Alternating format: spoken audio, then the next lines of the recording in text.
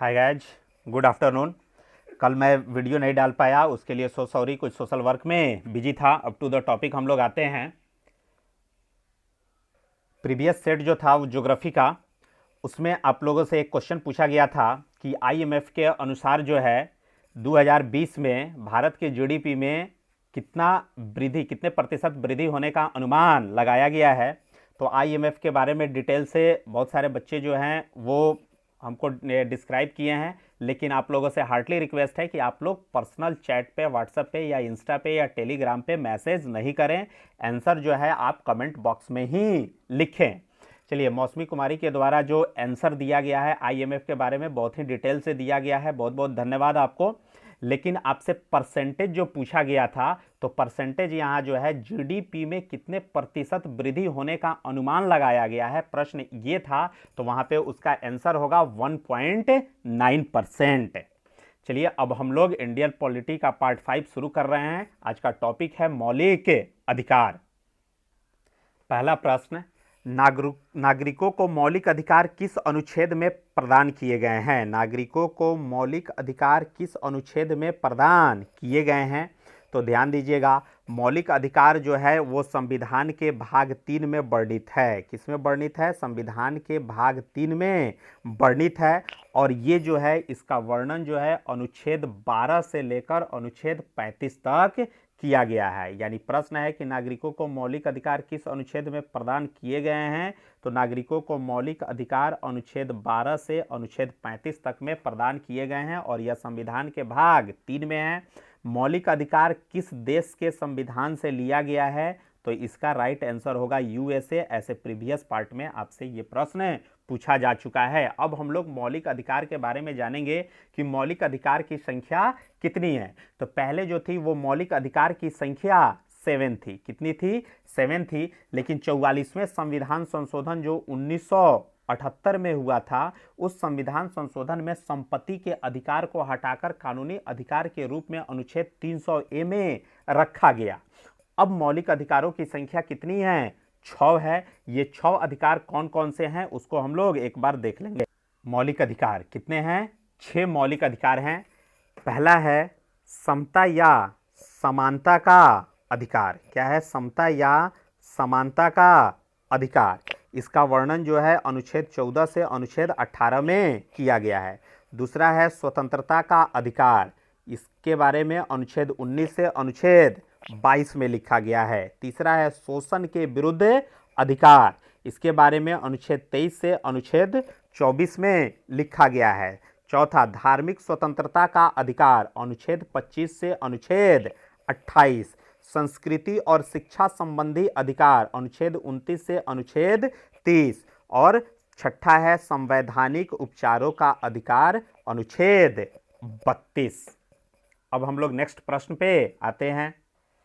Question number 2, Bharat में किसे मौलिक अधिकार का रक्षक एवं संविधान का संरक्षक माना जाता है? भारत में किसे मौलिक अधिकार का रक्षक एवं संविधान का संरक्षक माना जाता है? ऑप्शन ए संसद, ऑप्शन बी सर्वोच्च न्यायालय, ऑप्शन सी जनता, ऑप्शन डी राष्ट्रपति। और इसका राइट आंसर होगा ऑप्शन बी सर्वोच्च न्यायालय। अगला प्रश्न, समानता का अधिकार वर्णित है किस अनुच्छेद के तहत? समानता का अधिकार वर्णित है किस अनुच्छेद के तहत? पहला ऑप्शन है 25 से 28। तो ध्यान दीजिएगा, 25 से 28 में धार्मिक स्वतंत्रता का अधिकार है। 25 से 28 में धार्मिक स्वतंत्रता का अधिकार है। दूसरा ऑप्शन है अनुच्छेद 23 से 24। अनुच्छेद 23 से 24 और अनुच्छेद 23 से 24 में शोषण के विरुद्ध अधिकार है। किसके विरुद्ध है? शोषण के विरुद्ध अधिकार है। ऑप्शन सी 14 से 18। और यही क्या होगा? राइट आंसर होगा। यानी इसका आंसर क्या होगा? 14 से 18 में जो है समता या समानता का अधिकार का वर्णन है।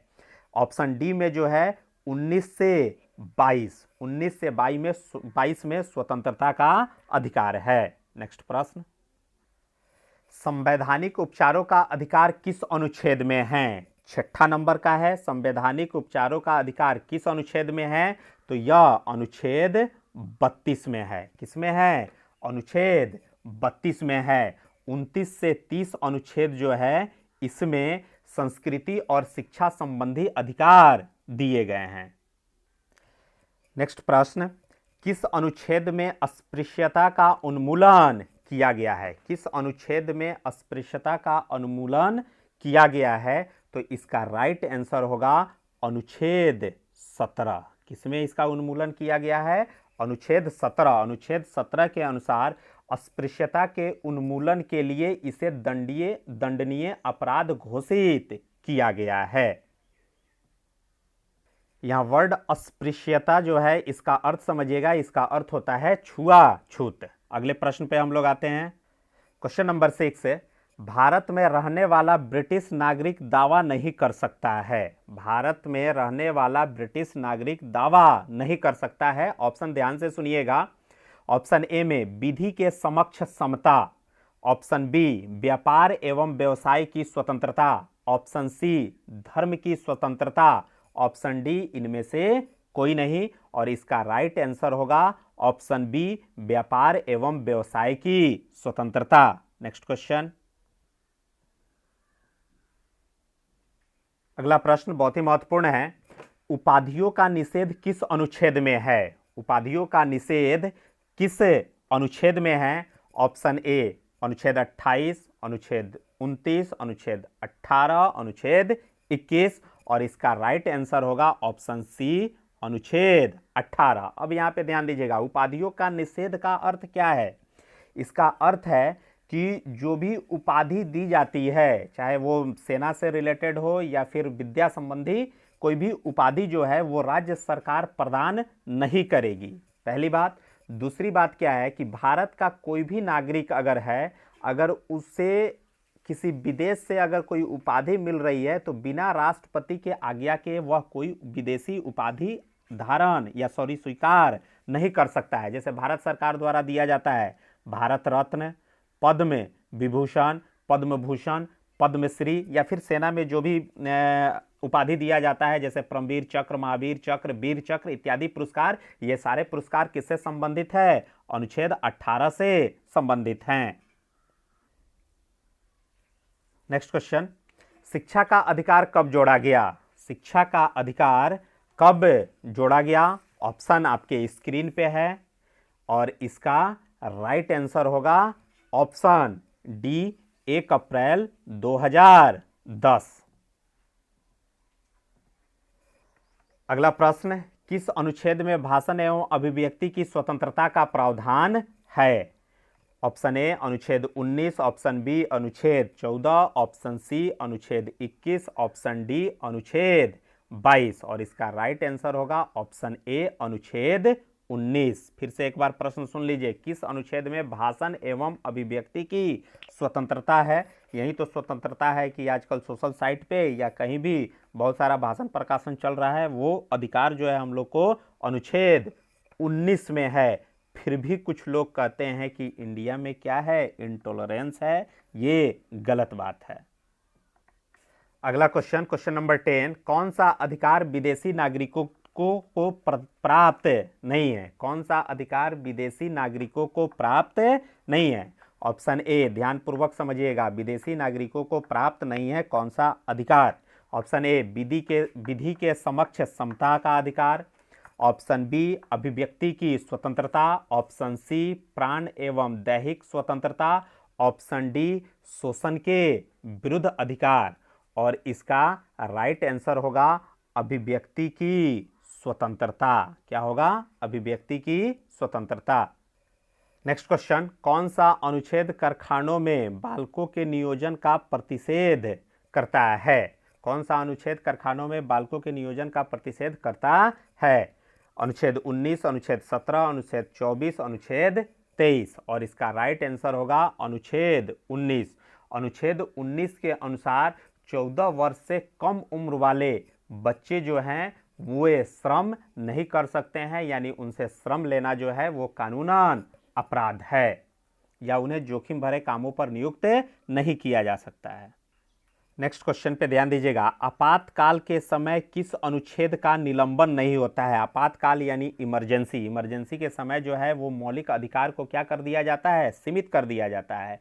लेकिन आपातकाल के समय किस अनुच्छेद का निलंबन नहीं होता है? ऑप्शन आपके डिस्प्ले पे है, ऑप्शन देखिए, और इसका राइट आंसर होगा ऑप्शन डी यानी अनुच्छेद 20 एवं अनुच्छेद 21। अब ध्यान दीजिएगा, अनुच्छेद 20 जो है वो अपराधों के लिए दोष सिद्धि के संबंध में संरक्षण दिया गया है और अनुच्छेद 21 में प्राण एवं दैहिक स्वतंत्रता का संरक्षण के लिए लिखा गया है।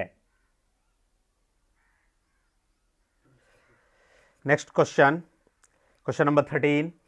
B.R. अंबेडकर ने किसे संविधान का आत्मा या हृदय कहा है? यानी भीमराव अंबेडकर ने किसे संविधान का आत्मा या हृदय कहा है? ऑप्शन ए समता का अधिकार, ऑप्शन बी स्वतंत्रता का अधिकार, ऑप्शन सी संवैधानिक उपचारों का अधिकार, ऑप्शन डी इनमें से कोई नहीं।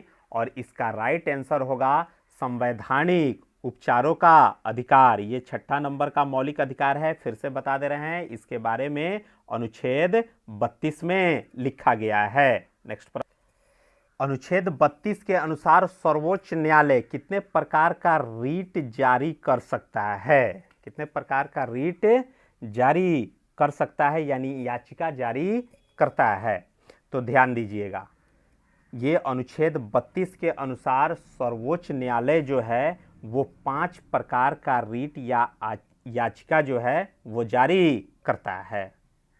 क्वेश्चन नंबर 15, वर्तमान में कितने मौलिक अधिकार हैं? सबसे पहले ही आपको बताए हैं कि पहले जो था वो 7 मौलिक अधिकार था, लेकिन 44वें संविधान संशोधन 1978 में 7वें मौलिक अधिकार संपत्ति के अधिकार को हटाकर कानूनिक अधिकार के रूप में अनुच्छेद 300A में रखा गया। अभी वर्तमान में कितने मौलिक अधिकार हैं? तो वर्तमान में 6 मौलिक अधिकार हैं। कौन कौन से मौलिक अधिकार हैं इसके बारे में आपको सबसे फर्स्ट क्वेश्चन में डिटेल से बता चुके हैं।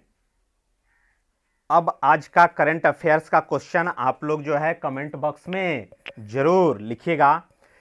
प्रश्न है कि कोविड-19 से बचने के लिए क्वारंटाइन ऐप किस आईआईटी ने विकसित किया है? प्रश्न फिर से सुनिए, ध्यानपूर्वक सुनिए, ऐसे आपके डिस्प्ले पे भी है कि कोविड-19 से बचने के लिए क्वारंटाइन ऐप किस आईआईटी ने विकसित किया है? इसका आंसर जो है आप सभी लोग कमेंट बॉक्स में जरूर लिखेंगे। धन्यवाद। जय हिंद डियर।